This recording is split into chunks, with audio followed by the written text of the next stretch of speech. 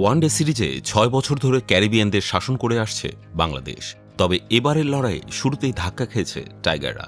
প্রথম ম্যাচে ক্যারিবিয়ানদের চমকপ্রদ জয় বাংলাদেশের ওয়ানডে আধিপত্যকে প্রশ্নবিদ্ধ করেছে। তাই আজ দ্বিতীয় ওয়ানডেতে টাইগারদের সামনে একটাই লক্ষ্য, সিরিজ বাঁচানো। সেন্ট কিটসের ওয়ার্নার পার্কে আজকের ম্যাচ শুরু হবে সন্ধ্যা 7:30টায়। ম্যাচটি টাইগারদের জন্য করো অথবা মরো পরিস্থিতি তৈরি করেছে। প্রথম ম্যাচে ভুল থেকে শিক্ষা নিয়ে দল এখন নতুন কৌশল আর মানসিকতায় প্রস্তুত। প্রথম ম্যাচে টসে জিতে 294 রানের চ্যালেঞ্জিং স্কোর দাঁড় করালেও সেটা যথেষ্ট ছিল না।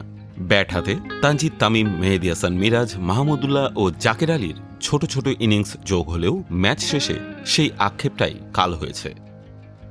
অন্যদিকে বোলিংয়ে একই ধরনের পেস আক্রমণ ভোগান্তির কারণ হয়ে দাঁড়িয়েছে। তাসকিন আহমেদ, তানজিম হাসান সাকিব এবং নাহিদ রানার ডানহাতি পেস আক্রমণ বৈচিত্র্যের অভাব দেখিয়েছে। তাই দ্বিতীয় ম্যাচে বোলিং লাইন আপে পরিবর্তন আসার সম্ভাবনা বেশি। হাসান মাহমুদ অথবা বাঁহাতি পেসার শরীফুল ইসলামকে একাদশে দেখা যেতে পারে। বর্তমানে ওয়ানডে সুপার লিগের র্যাঙ্কিংয়ে সেরা 9 থাকার চাপ বাংলাদেশের কাঁধে। সরাসরি বিশ্বকাপ খেলার আশা টিকিয়ে রাখতে হলে এই সিরিজটি অত্যন্ত গুরুত্বপূর্ণ।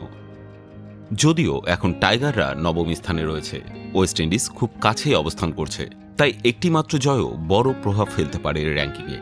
গত 4টি সিরিজে ওয়েস্ট ইন্ডিজের বিপক্ষে একচ্ছত্র আধিপত্য দেখিয়েছে বাংলাদেশ, কিন্তু এবার সেই ধারাবাহিকতায় হানা দিয়েছে ক্যারিবিয়ানরা।